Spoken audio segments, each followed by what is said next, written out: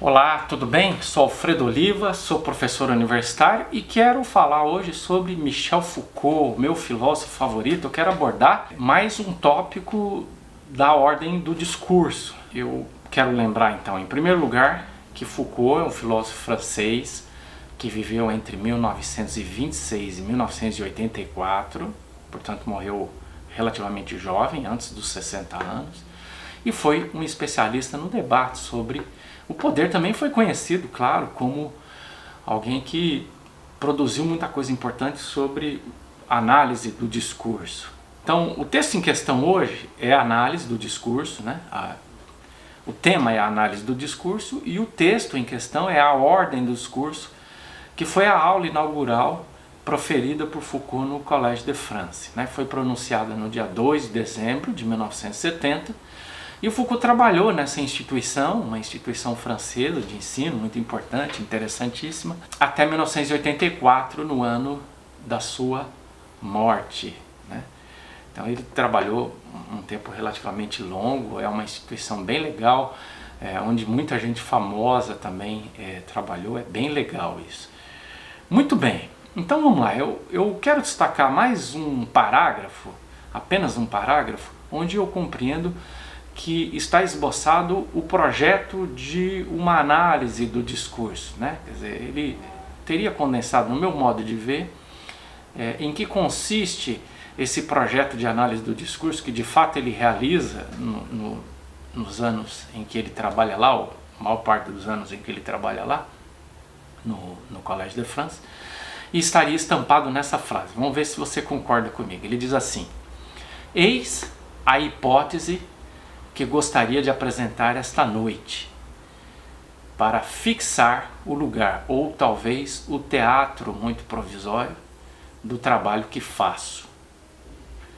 Suponho que em toda a sociedade a produção do discurso é, ao mesmo tempo, controlada, selecionada, organizada e redistribuída por certo número de procedimentos que tem por função conjurar os seus poderes e perigos, dominar o seu acontecimento aleatório, esquivar sua pesada e temível materialidade. Então vamos lá, como é que ele trabalha com a análise do discurso, né? Então ele diz, bom, eu trabalho com a análise do discurso pressupondo algumas coisas. Esse é o horizonte, é o projeto dele, é tratar o discurso a partir do ponto de vista de que, primeiro, o discurso é um fenômeno social, é uma produção social, é construído socialmente.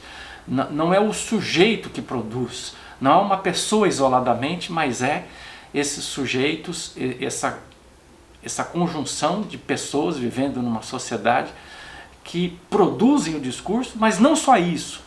O discurso não é apenas uma produção, uma construção social. Também os mecanismos de controle, de circulação, né, do discurso também são socialmente construídos. E o Foucault, quando se propõe a ser um analista do discurso, o que ele deseja ser é alguém que expõe esses mecanismos, né?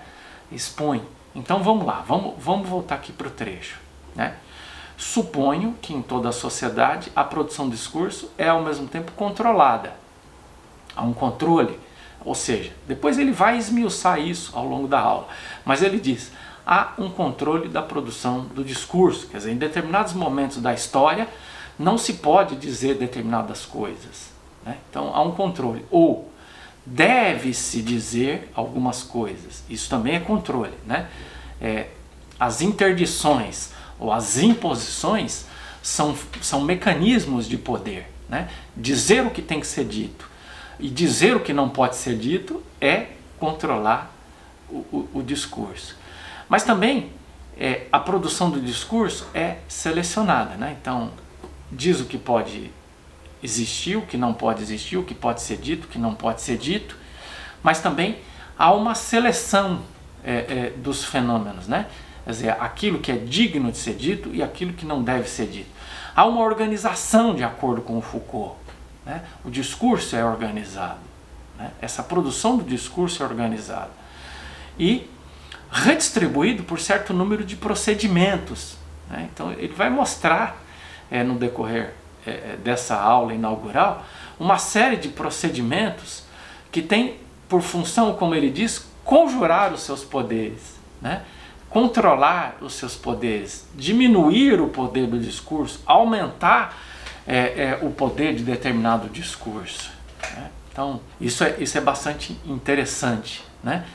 E aqui ele está entregando também que existe, claro, uma associação entre poder e discurso, né? E isso é bastante interessante porque o Foucault dos anos 60, ou seja, os anos 50, 60, o Foucault antes de ingressar no Collège de France, ele está basicamente identificado com um trabalho de arqueologia do saber, quer dizer, ele está interessado em ver como é que os saberes são produzidos.